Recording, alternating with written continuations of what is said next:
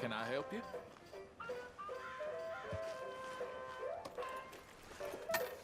Ticket for one, please.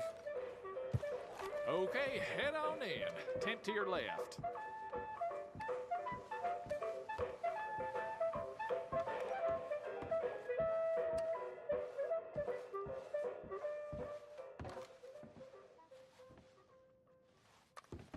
Greetings and salutations, gentlefolk.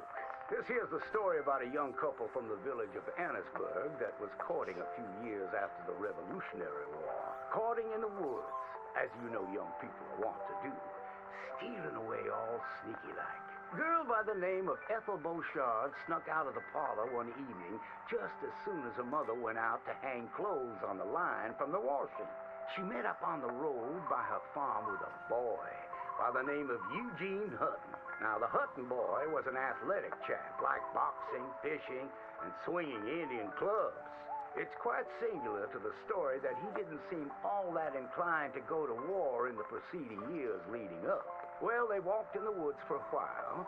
Pretty soon they lost their bearings and no longer knew the north from the south, nor east from west neither. Then they heard a low moaning sound. "What's that terrible noise?" She said all the truth. "Must be a sick calf looking for its mama. They've been known to bawl like that. Let me take a look," said Eugene. Well, old Eugene went and disappeared around a tree, came out the other side, and gave her a terrible fright. Boom! She let out a shriek, then went to chastising. "You should be ashamed of yourself, Eugene Hutton," she said. "Instead of giving a girl protection, you go carry on acting foolish and fresh like the Queen's prize jester." But right then and there, a chilly wind blew through and knocked off Eugene's hat. "I need to get back home. My mama has a terrible temper. She's like to stomp up and down if she finds out we're missing."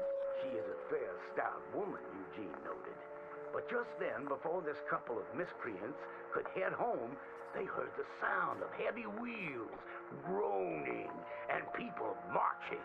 The cacophony grew closer and closer, and through the fog they could make out the shapes of ghost horses pulling spectral cannons, and dead soldiers marching as if their graves could no longer contain them, each wearing a vile red coat. "You will pay for your moral transgressions," the dead soldier howled, and cut his head clean off. Miss Beauchard shrieked in horror as Eugene's head landed right in her hands, his eyes still darting about, attempting to discern what horror had transpired.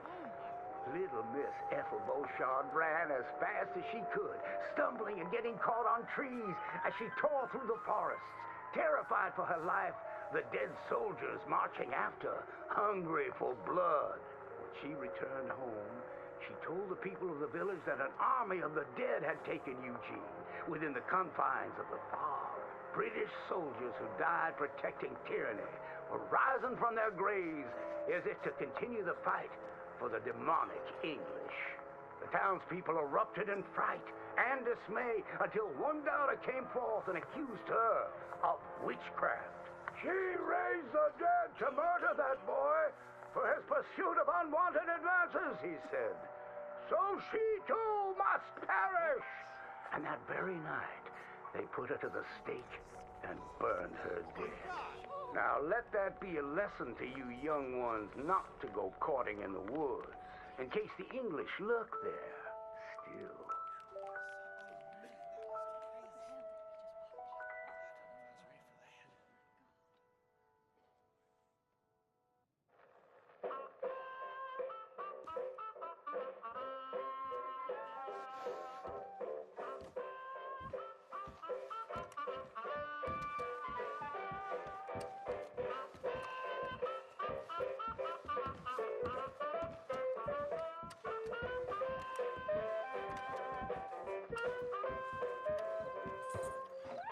So long.